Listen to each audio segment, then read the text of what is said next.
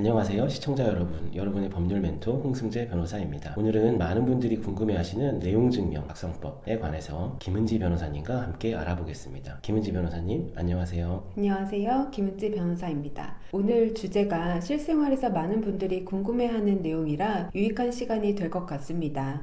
내용 증명은 법률 분쟁에서 매우 중요한 역할을 하는 문서인데요. 정확히 어떤 것인지부터 설명해 드리겠습니다. 내용증명이란 발송인이 수취인에게 어떤 내용의 문서를 언제 발송하였다는 사실을 우체국에서 공적으로 증명하는 등기 취급 우편 제도입니다. 쉽게 말해서 이런 내용의 문서를 특정 날짜에 보냈다라는 사실을 공적으로 증명받는 것이죠. 맞습니다. 내용 증명은 주로 소송 제기 전에 상대방에게 의무 이행을 구하거나 법적 분쟁에서 중요한 증거를 확보하기 위한 수단으로 활용됩니다. 특히 계약 해지, 채무 이행 요구, 손해배상 청구 등의 상황에서 많이 사용됩니다. 많은 분들이 오해하시는 부분이 있는데요. 내용증명을 보냈다고 해서 그 자체로 법적 효력이 발생하는 것은 아닙니다. 내용증명은 단지 특정 내용의 문서를 특정 시점에 발송했다는 사실을 증명할 뿐입니다. 맞습니다. 내용 증명은 강제력을 가지고 있지 않습니다. 예를 들어 계약 해지 통보나 최고장을 보낼 때 내용증명을 이용하면 나중에 통지를 받은 적 없다는 상대방의 주장에 대응할 수 있는 강력한 증거가 됩니다. 그렇다면 어떤 상황에서 내용 증명을 보내는 것이 좋을까요? 일상생활에서 내용증명이 필요한 경우는 크게 네 가지로 나눌 수 있습니다. 첫째, 채무이행의 최고와 계약의 해제. 둘째, 채권 양도 통지. 셋째, 임대차 계약 해지. 넷째, 기타 법적인 의미를 지닌 의사를 상대방에게 통지할 경우입니다. 구체적인 예를 들어볼까요? 예를 들면 임대차 계약에서 임차인이 월세를 계속 연체한다면 임대인은 내용 증명으로 월세 납부를 요구하고 계약 해지를 통보할 수 있습니다. 또는 돈을 빌려줬는데 갚지 않는 경우 채무 이행을 요구하는 내용 증명을 보낼 수 있죠. 내용증명을 보내는 실익은 크게 두 가지입니다. 첫째, 법적 분쟁에서 중요한 증거가 된다는 점. 둘째, 상대방에게 심리적 압박을 줄 수 있다는 점입니다. 맞습니다. 내용 증명으로 법적 조치를 취하겠다고 통보하면 상대방은 심리적 부담감과 압박감을 느끼게 됩니다. 실제로 많은 분쟁이 내용 증명만으로 해결되는 경우가 많습니다. 소송까지 가지 않고도 문제를 해결할 수 있는 효과적인 수단인 셈입니다. 이제 내용증명을 어떻게 작성해야 하는지 알아보겠습니다. 내용증명 작성 시 가장 중요한 것은 명확성과 구체성입니다. 맞습니다. 내용 증명은 상대방에게 주장할 내용을 자세히 기록해야 합니다. 또한 필요한 경우에는 주장을 뒷받침할 수 있는 자료를 첨부하는 것이 좋습니다. 예를 들어 대여금 반환을 요구하는 경우라면 사용증을 첨부할 수 있습니다. 그리고 내용증명에는 발송인과 수취인의 주소와 성명을 정확하게 기재해야 합니다. 주소가 틀리면 상대방에게 전달되지 않고 이름이 틀리면 법적 효력에 문제가 생길 수 있습니다. 내용 증명의 기본 구성은 어떻게 되나요? 내용증명은 일반적으로 제목, 당사자 정보, 본문, 결론, 날짜와 서명으로 구성됩니다. 제목은 내용증명이라고 명시하고 그 아래에 구체적인 내용, 예를 들어 대여금 반환 청구라고 적습니다. 당사자 정보에는 발송인과 수취인의 성명, 주소, 연락처를 기재합니다. 본문에는 사실관계와 요구사항을 명확하게 기재해야 합니다. 예를 들어 대여금 반환 청구라면 언제 얼마를 어떤 조건으로 빌려주었는지 그리고 언제까지 얼마를 반환해 달라는 것인지 구체적으로 적어야 합니다. 결론 부분에서는 요구사항을 다시 한번 명확히 하고 이행하지 않을 경우 취할 법적 조치를 언급할 수 있습니다. 마지막으로 작성 날짜와 발송인의 서명 또는 날인을 하면 됩니다. 내용 증명을 작성한 후에는 어떻게 발송해야 할까요? 내용증명 발송은 우체국을 통해 이루어집니다. 작성한 내용증명 원본과 등본 2통, 총 3부를 우체국 접수창구에 제출하면 됩니다. 우체국에서는 내용 증명의 원본과 등본을 대조하여 서로 부합함을 확인한 후 발송 연월일과 내용 증명 우편물로 발송한다는 뜻을 기재하고 우편 날짜 도장을 찍습니다. 그리고 원본은 등기 우편으로 수취인에게 발송하고 등본 한 통은 발송인에게 돌려주며 나머지 한 통은 우체국에서 보관합니다. 내용증명을 발송한 후에는 어떤 점을 주의해야 할까요? 내용 증명 발송 후에는 상대방의 반응을 주시해야 합니다. 만약 상대방이 내용 증명에 응답하지 않거나 요구사항을 이행하지 않는다면 내용 증명에 명시한 대로 후속 조치를 취해야 합니다. 그렇지 않으면 내용 증명에 실효 실효성이 떨어질 수 있습니다. 또한 내용증명 우편물 발송 후 발송인이나 수취인이 내용증명의 등본이나 원본을 분실하였거나 새로운 등본이 필요할 때에는 발송한 다음 날로부터 3년까지 발송 우체국에서 내용증명의 열람이나 재증명을 청구할 수 있습니다. 이 점도 알아주시면 좋을 것 같습니다. 내용증명 작성 시 흔히 하는 실수에는 어떤 것들이 있을까요? 가장 흔한 실수는 감정적인 표현을 사용하거나 불필요한 내용을 포함시키는 것입니다. 내용 증명은 법적 문서이므로 객관적이고 사실에 근거한 내용만 포함해야 합니다. 상대방을 비방하거나 모욕적인 표현을 사용하면 오히려 역효과를 낼 수 있습니다. 또 다른 실수는 요구사항이나 기한을 명확하게 명시하지 않는 것입니다. 빠른 시일 내에 또는 적절한 조치를 취해 주시기 바랍니다와 같은 모호한 표현은 피해야 합니다. 구체적인 날짜와 금액, 행동을 명시해야 합니다. 내용 증명과 함께 활용할 수 있는 다른 제도도 있을까요? 네, 배달증명이라는 제도를 함께 활용할 수 있습니다. 배달증명은 등기 취급을 전제로 우편물의 배달 일자 및 수취인을 배달 우체국에서 증명하여 발송인에게 통지하는 특수 취급 제도입니다. 내용 증명이 언제 어떤 내용을 발송했는지를 증명한다면 배달증명은 그 우편물이 언제 누구에게 배달되었는지를 증명합니다. 또한 중요한 법률 행위의 경우에는 내용 증명과 함께 공증 제도를 활용하는 것도 좋은 방법입니다. 공증은 공증인이 문서의 진정성을 확인해주는 제도로 특히 공정증서의 경우 강제 집행력까지 부여받을 수 있어 매우 효과적입니다. 지금까지 내용증명 작성법에 대해 알아보았는데요. 핵심 포인트를 정리해 보겠습니다. 첫째, 내용 증명은 특정 내용의 문서를 특정 시점에 발송했다는 사실을 증명하는 제도입니다. 둘째, 내용 증명 자체로는 법적 강제력이 없지만 송달 사실이 추정되어 중요한 증거가 됩니다. 셋째, 내용 증명은 명확하고 구체적으로 작성해야 하며 감정적 표현은 피해야 합니다. 넷째, 내용증명은 채무이행 요구, 계약 해지, 손해배상 청구 등 다양한 상황에서 활용할 수 있습니다. 다섯째, 내용증명은 소송 전 단계에서 분쟁을 해결하는